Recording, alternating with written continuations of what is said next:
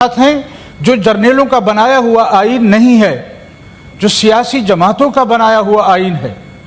آج جو ترامیم ہو رہی ہیں یہ جرنیلوں کی طرف سے ہو رہی ہیں، ان کو سہولتیں دینے کے لیے اب مارشل لا کی ضرورت نہیں ہوگی، اب ان لوگوں کو سروں پر بٹھا دیا گیا ہے۔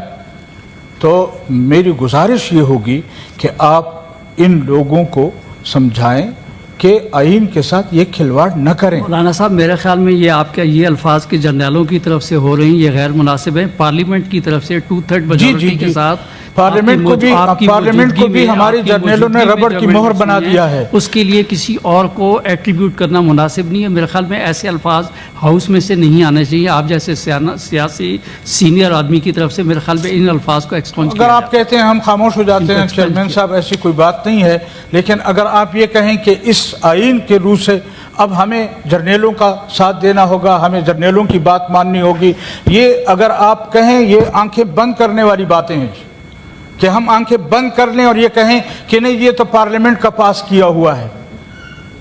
ہمیں پتہ ہے کہ کس طرح پاس کرایا گیا ہے، ہمیں پتہ ہے کہ یہاں سے کن کن لوگوں کو منع کیا گیا کہ اپنے اجلاس میں نہیں آنا، ہمیں پتہ ہے کہ کس طرح تم نے پارلیمنٹ کے ممبران کو ایک طرف کر کے یہاں پر اس آئین کو پاس کرانے کی کوشش کی جا رہی ہے۔ عجیب بات ہے۔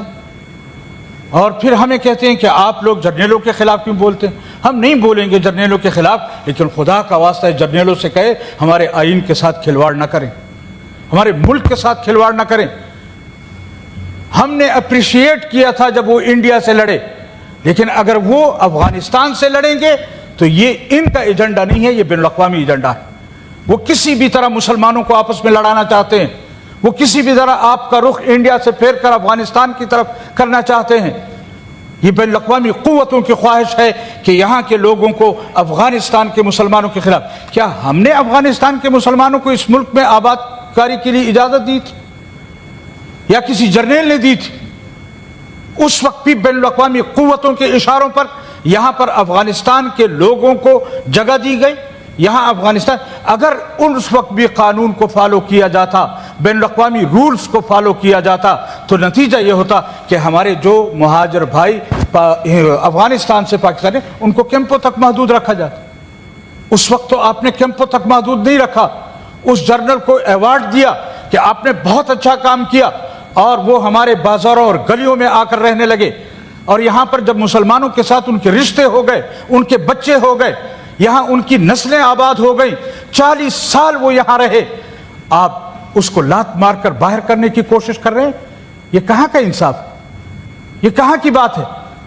ہم نہیں چاہتے کہ افغانستان دراندازی کرے پاکستان میں، ہم نہیں چاہتے کہ افغانستان کے ساتھ یہاں پر اتنی اجازت دی جائے، لیکن کیا اپنے مسلمان بھائیوں سے اگر ہم انڈیا کے ساتھ لڑتے ہیں، ہم اس جذبے سے لڑتے ہیں کہ ہم ہندو کے ساتھ لڑ رہے ہیں، لیکن اگر آپ افغانستان کے ساتھ ہمیں لڑانا چاہتے ہیں تو پھر ہمیں 100 مرتبہ سوچنا ہوگا۔